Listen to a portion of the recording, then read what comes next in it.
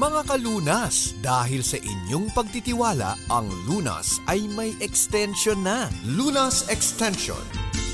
Magandang gabi Pilipinas, Metro and Mega Manila. Welcome na po sa programang Lunas Extension sa DZRH at RHTV. Makakasama po for 30 minutes, Ella ni Bensal, at ngayong gabing ito sasamahan nga po tayo ng ating pinagkakatiwalaang Family at Integrative Medicine Specialist. I-welcome po natin, walang iba kung hindi si Dr. Irene Lim. Good evening, Doc. Kumusta? And Merry Christmas. Yes, December na talaga. Ang aga ni Eli. Well, advance Merry Christmas po kay Eli and to all of you. And hopefully kayo ho ay laging nasa magandang kalagayan at good health. Yes, good health nga po ang wish natin sa lahat ngayong Christmas season, holiday season. Sana naman po wag nating makalagtaan ang ating kalusugan despite na maraming parties tayong pupuntahan, 'di ba? Pero syempre, bago ang lahat, eto nga po usapang pangkalusugan muna tayo. Zinc deficiency ang ating topic, Doc. Ano nga po ba muna ang stunting or sa Tagalog ito ay pagkabansot? Okay. So, stunting isang condition ito kung saan ang bata mababaho ang tangkad para sa kanyang edad dahil sa chronic malnutrition. Ibig sabihin, matagal na panahon na kulang sa tamang nutrition, hindi lamang isang beses or isang linggo. Hindi ito payat lang, hindi rin ito lahi lang. Ito ay senyales na ang growth ng bata ay naapektuhan na ang brain, immune system, pati ang future health. At ito nag-start to actually sa tiyan pa ng mother. Sinapupunan pa lamang. Oo. 1,000 days from pregnancy hanggang sa 2 years old. And sa panahong ito mabilis ang development ng brain, organ, or bones. And kapag dito nagkulang ng nutrients, permanent ang nagiging damage. No? Ibig sabihin ba, Doc, hindi ito napa-breastfeed ng kanyang nanay kaya nga po nagdulot ng pagkabansot or kulang sa height? Napa-breastfeed din pero on and off. Hindi yung talagang sustain. Isa din yun sa common reason. Alright. Aside from nutrition, Doc, may epekto nga rin po ba ang hormones or genes ng magulang kung bakit nga po ba nagdudulot ng pagkabansot or stunting? Meron din. But sa sitwasyong ito, hindi genes ang responsible kung hindi malnutrition. No? And I remember pagka yung minsan nasa mall ka, naglalakad ka. Yes. Noon kasi, nung panahon namin, pag ang height mo 5, maliit na yun for you. Di ka masyadong matatanggap sa mga ina-applyan mong trabaho kasi at least 5'2". Totoo. But ngayon, nagugulat ako sa mga nasasalubong ko. Ang liliit. No? Oo, ang liliit nila. Mga bata pa. So sila yung mga bagong usbong. 4'8", 4'9", 4'10". Magugulat ka. Ang babata pa. So ibig sabihin, imbis na nagiging high-tech tayo or modern or advanced, mag-improve, lalo tayong lumiliit, yung mga Pilipino. Literal na napag-iiwanan, Doc, no? Oo nga. So, ayun lalong napapandak yung mga natin, yung ating mga kapwa Pinoy, no? So, there must be something that we should do for that, no? Okay. So, ano nga po ba ang epekto nito, Doc? Lalong-lalo na nga po sa individual na liit lamang or sabihin natin isa siya dun sa mga kategoryang nasa pandak. Okay. So maraming epekto, hindi lang height ang problema dito, no? Mas delikado yung brain effects. Mabagal magsalita, mabagal matuto, mahina ang memory, mababa ang IQ. So in short bobo yung bata, maliit na, mahina pa ang ulo. Body effects, mahina ang immune system, so maya't maya may ubot sipon. Okay. Maya nagdadiarrhea, poor muscle development. Sa baby yun, pero sa adult, paglaki naman magiging mas higher risk siya for diabetes, hypertension, and sakit sa puso. And malaki ho ang chance na maging obese kahit maliit ang height o di lalo na po ano itsura nun maliit tapos mataba, no? And nangyayari din ho ito because of economic effects, no? Lower ang productivity, syempre lower income potential, and syempre pag sakitin mas mataas ho ang gastos sa health, no? So konti ang kita tapos puro gastos ho sa pagkakasakit. So yan ho ang mga factors, no? And katulad nung nabanggit mo kanina sa breastfeeding, bukod doon, may kakulangan din ang mother sa iron, iodine, folate, B1, B12, and zinc. And underweight or anemic ang buntis. Kaya nga ang buntis, pinaiinom yan ng mga vitamin B complex and something na may iron. Hindi nagpapa-prenatal check-up.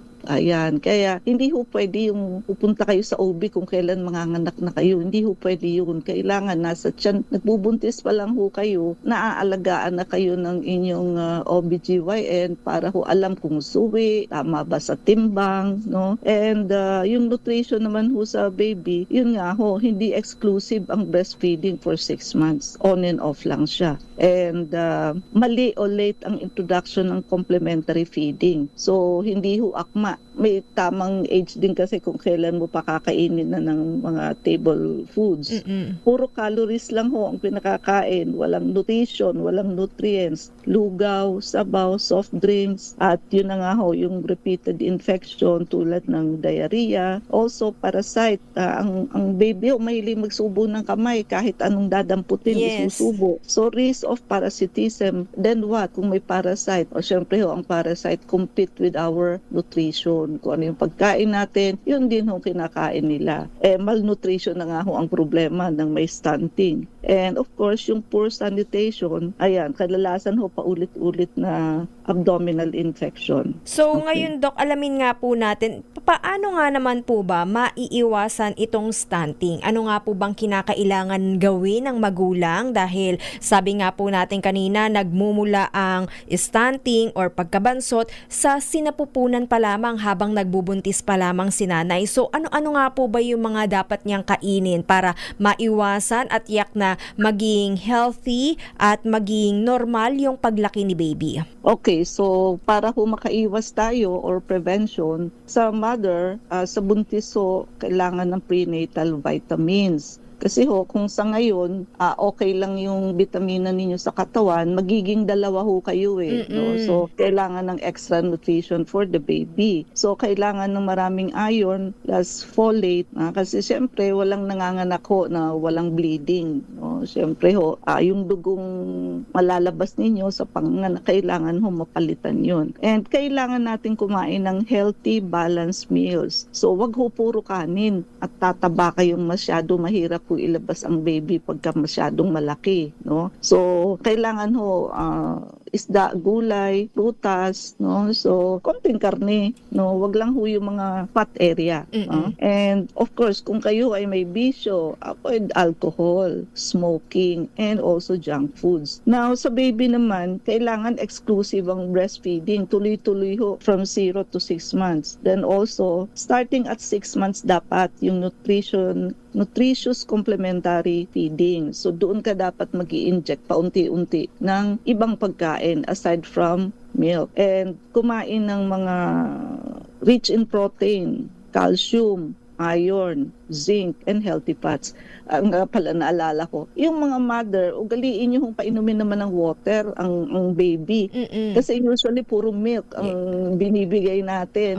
In between ho, magbigay kayo ng water at paano ho magfa-function yung katawan pag wala hong water. Bibihira ang nakikita kong mother na nagpapainom ng water sa baby, no? And examples so ng dapat kainin ng mother, eggs, fish, chicken, banana, monggo, sweet potato, avocado, malunggay, peanut butter, yogurt. And sa environment naman ho natin, ang kailangan, syempre ho, clean water. Wag ho kayong iinom ng tap water. Hand washing palagi, deworming, and vaccination and regular check-up. Sa breastfeeding, Doc, hanggang ilang taon dapat makakuha ang baby para makuha niya rin po yung benepisyo nito, lalong-lalo na nga po sa kanyang paglaki? Ang pinaka-importante lang naman talaga sa breastfeeding yung yung mga IGE, yung Sa formula na yan, Doc, or yung sa galing pa kay mami?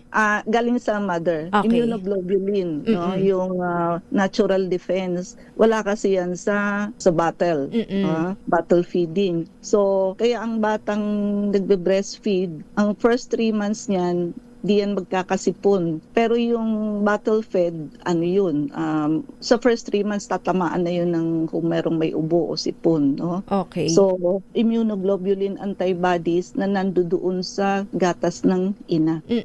Gaano nga po ba kahalaga ang zinc at ano nga po ba ang relasyon nito sa stunting, wasting, and underweight? Yan po ang ating babalikan maya-maya. Meanwhile, para nga po sa mga nais pong magpakonsulta, Doc, ang inyo pong clinic address, hotline number, and kung may promo pa nga rin daw po para sa mga gustong humabol at naiisip na ito ang kanilang ipangregalo sa kanilang mga mahal sa buhay, Doc. Yes, no? So, open pa rin ho ang mga promo and wag na ho kayo mag-isip ng pangregalo ninyo. Meron ho kayong dalawang pwedeng ipangregalo. Yung atin hong libro, Unveiling Facts of Diabetes, at yung yung ating coffee, Dr. Irene Lim's Herbal Coffee. Matutuwa ho ang pagbibigyan ninyo at ito ho ay bukod sa masarap, napakasustansya po, And yung atin hong buy 2+1, open pa rin ho siya. Ang malilibre nyo ho dito yung vector scan, whole body scan po yan, walang radiation.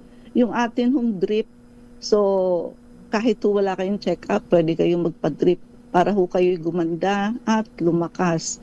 Yung atin hong soap, IV anti-aging soap and IV whitening soap, ito po ay naka 5+1 pa rin. Napakabisa hong pangbanat at pampaputi ng skin. Gustong-gusto ho ito ng mga elderly.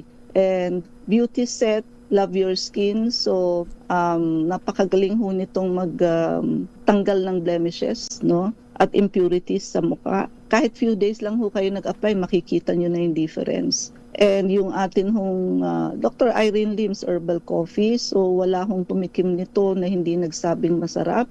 At hindi lamang ho masarap, napakasustansya ho because it is blended with 15 powerful natural ingredients. Kaya iba-iba ho ang sakit na naaayos nito araw-araw, no? Depende ho sa katawan ninyo. And para sa mga gustong pumuti, nakakaputi ho ito, nakakaslim, nakakaganda, no? And yan hong tatlong yan, the soap, the beauty set, and our coffee, available din ho yan sa Shopee. Then, yung atin hong coffee, pag bibili ho kayo ng isa, gawin nyo na hong dalawa para free shipping kayo. Bumili ho kayo by bulk pag gusto nyo hong malaki ang discount, no? Buy 10 boxes, discount of 50 pesos per box. Buy 20 boxes, discount of 90 pesos per box. And buy 30 boxes, discount of 100 pesos per box, no? Pwede na ho kayo mag-resell niyan at pwede na rin ho kayong maka-discount. And sa elderly ho, yung mga hirap na ho maglakad, sa ngayon pa lang, magpa-treatment na ho kayo sa clinic. Huwag nyo na hong hintayin na kayo ay maging alagain at bedridden. Napakahirap po niyaan, no? And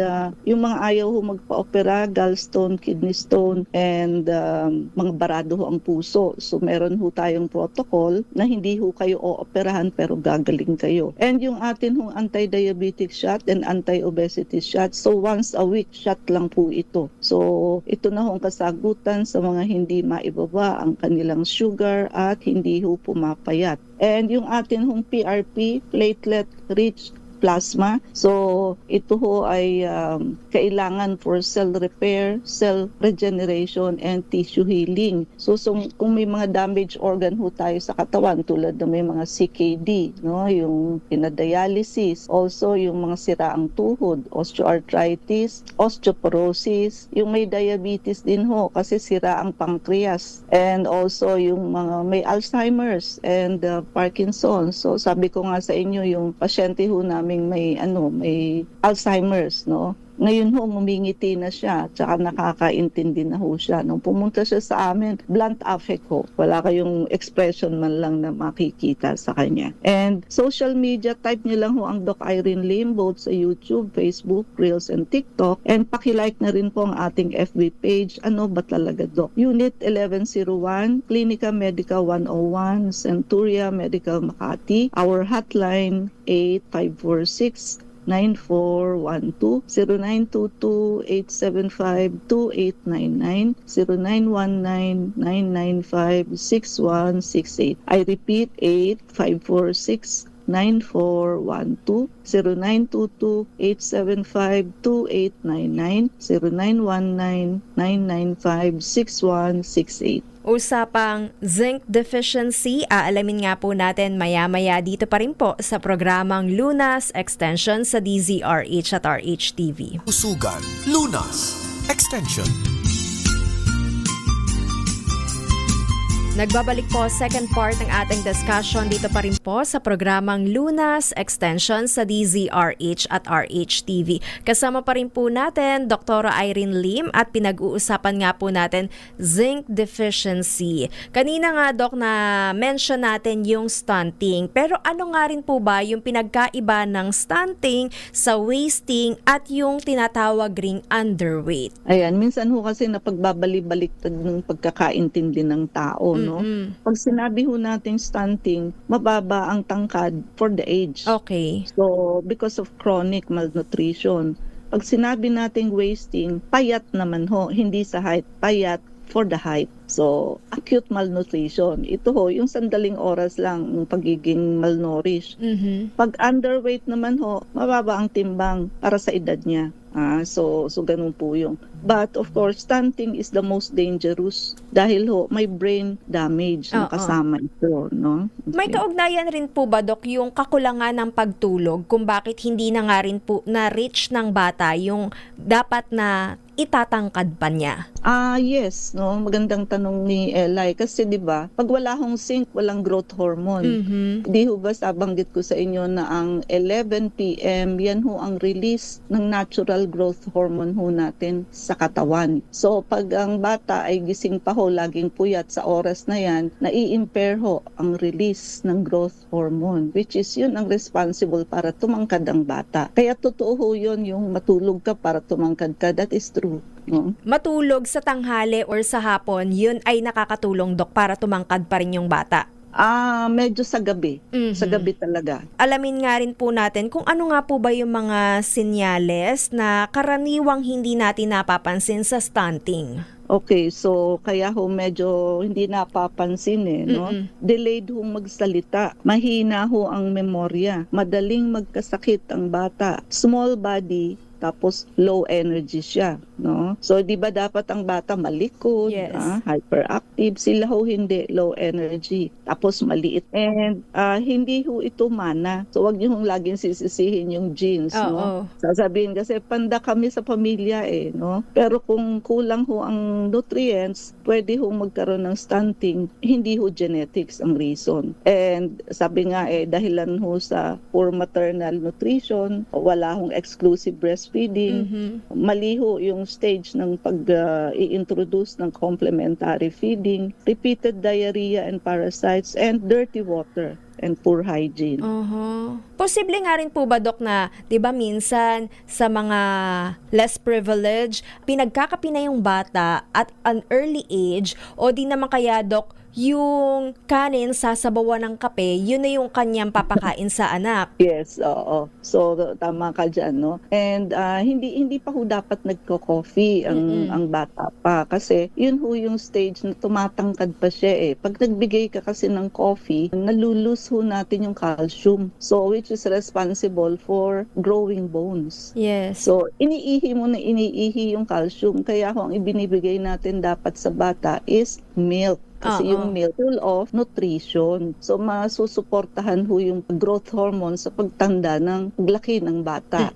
Pagkakape ho ng kape, kada inom ho niya ng at punta sa CR, ayun, iiihi niya yung calcium niya. So nagiging ayun, medyo maliit. Ano naman po kahalagahan ng zinc sa stunting or para sa mga bata, ano? Okay, so ang zinc, napakahalaga ho ng zinc, no? Isa ho itong klase ng mineral, one of the most important minerals for growth, brain development, immunity, and hormonal balance. So ang problema ho ay marami hong Filipino children ang kulang sa zinc. Ayan, dapat maraming nakakarinig nito, no? So supplyan ng mga pagkain rich in zinc ang mga bata, at nakakahiya naman po at nakakaawa, paliit ho ng piliit ang mga Pilipino, no? Dahilan po sa poor diet, poor absorption, frequent diarrhea at poor quality complementary feeding. Saan ho ba kailangan ng zinc? Required ho ang zinc for bone growth, brain development, up to the level of DNA and cell repair. So abot ho hanggang chromosomes natin. Appetite regulation. So minsan ho walang gana kahit anong vitamins na binigay nyo, yung pala ho ang kakulangan is zinc. Meron silang parang metallic taste pag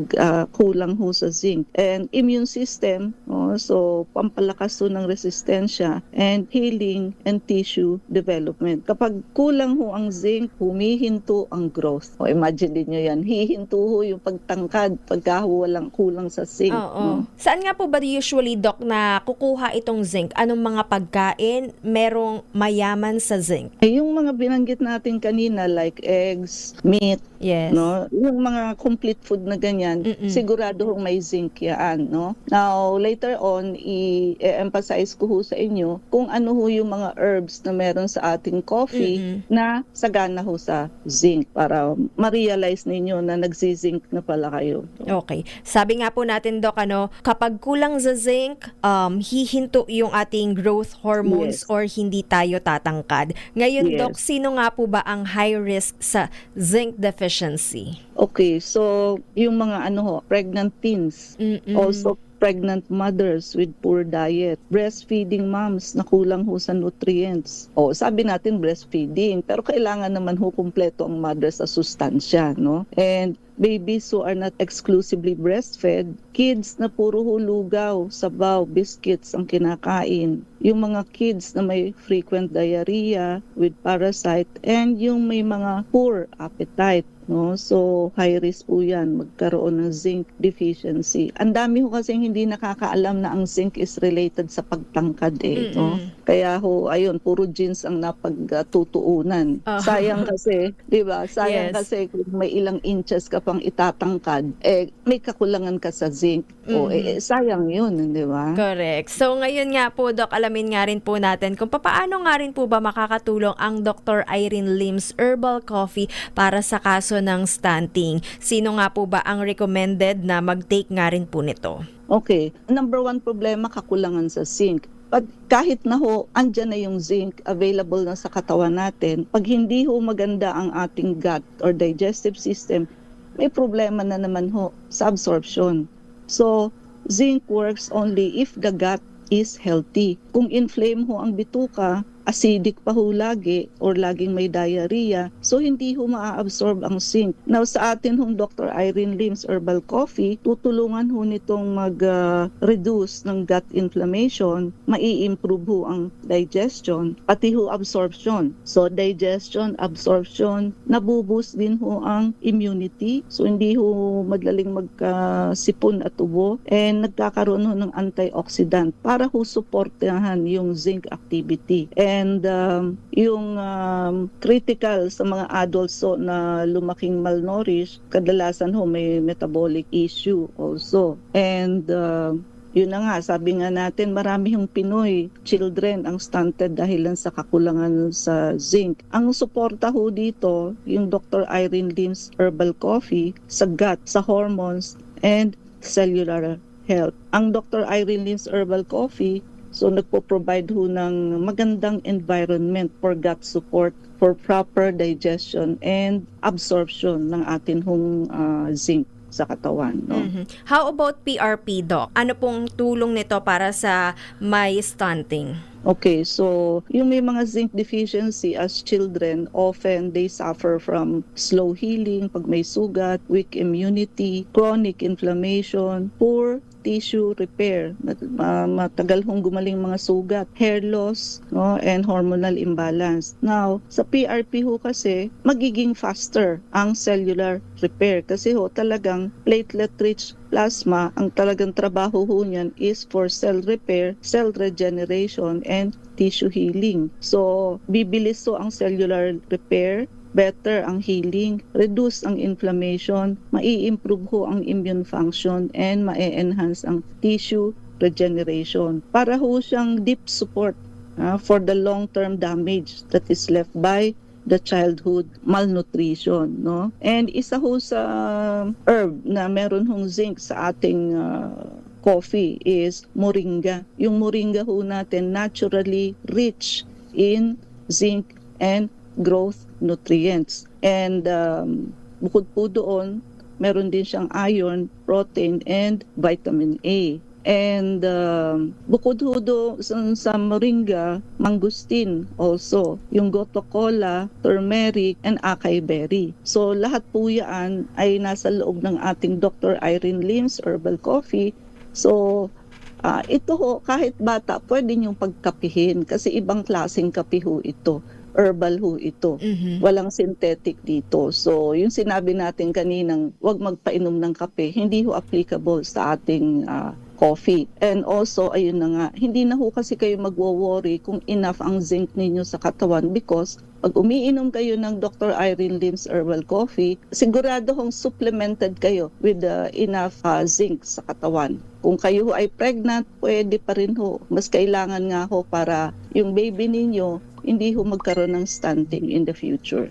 Alright. Muli para nga po sa mga interesado, Doc, papaano nga rin daw po sila makaka-avail ng inyo Dr. Irene Lim's Herbal Coffee and other procedures sa clinic? Paano rin daw po sila makakapag-set ng appointment? Okay, so pag-regalo nyo po this Christmas yung atin hong libro, Unveiling the Truths of Diabetes, and also yung atin hong Dr. Irene Lim's Herbal Coffee. Ayan, matutuwa ho ang pagre-regaluhan nyo niyan, no? And open pa rin ho ang ating buy 2 plus 1. Mafi-free nyo ho dyan yung vector scan. Yung drip po, kahit wala kayong check-up, pwede ho kayong magpa-drip. Pampaganda at pampalakas ng mga elderly. Power drip ho ang kunin ninyo. And yung atin hong soap, IV anti-aging soap, IV whitening soap, naka 5 plus 1 pa rin ho yan. Yan ang hahanapin ninyong pangalan sa Shopee. Napakabisa ho niyang pangbanat at pampaputi ng skin. Yung atin hong beauty set, Love Your Skin, LUVURSKIN.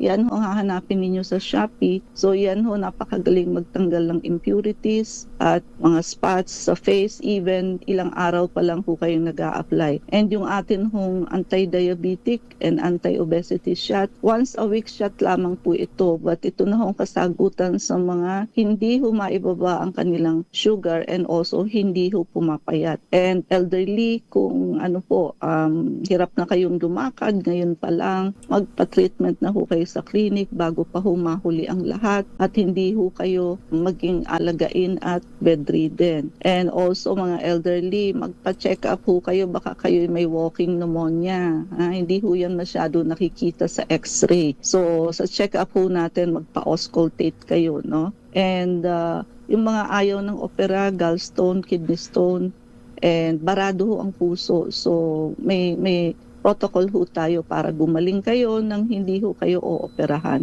And of course, our PRP, platelet-rich plasma for cell repair, cell detox, and tissue regeneration. Katulad ho ng stunting, malaki ho ang maitutulong ng PRP kasi ho mismong PRP na ho ay sagana sa growth hormone. So talaga hong masasapul niya yung internal cause ng stunting. And sa social media ho, pakitype nyo lang ang Doc Irene Lim both sa YouTube, Facebook, Reels, and TikTok at yung ating FB page, Ano Ba Talaga Doc? And para ho sa mga gusto magpakonsulta, tayo ay nasa Unit 1101, Clinica Medica 101, Centuria Medical Makati. Our hotline 8546-9412, 0922-875-2899, 0919-995 0922-854-6168. I repeat, 8-546-9412, 0922-875-2899, 0919-995-6168. Thank you so much, Dr. Irene Lim, and keep safe always. God bless po. Keep safe, God bless, and good night. Maraming kumain nga po tayo ng pagkain na mayaman sa zinc at para kay mommy, siguraduhin na mayroong prenatal check-up. Nakasama niyo po muli, Ella ni Bensal at magarinigan tayo hanggang sa susunod dito pa rin po sa programang Lunas Extension sa DZRH at RHTV. Mga